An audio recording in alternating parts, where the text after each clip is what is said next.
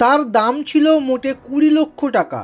সেখান থেকে নিলামে শুভম দুবে বিক্রি হলেন 5,80,00,000 টাকায়। প্রায় 30 গুণ দাম বাড়ল বিদর্ভের এই ক্রিকেটারের। দিল্লি ক্যাপিটালসের সঙ্গে রাজস্থান রয়্যালসের লড়াই শেষে শুভমকে ছিনিয়ে নেয় প্রথম আইপিএল জয়ী দল। শুভমকে ঘরোয়া ক্রিকেটে দেখা যায় লোয়ার মিডল অর্ডারে খেলতে।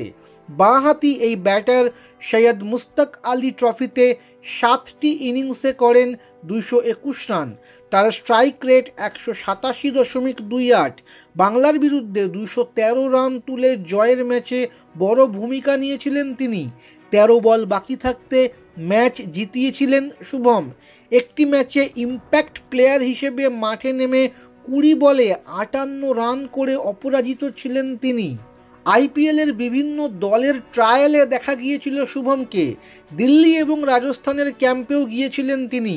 গতবারের আইপিএলের নিলামের সময় চোট পেয়েছিলেন শুভম, তাই সেই সময় তাকে কেউ দলে নেয়নি।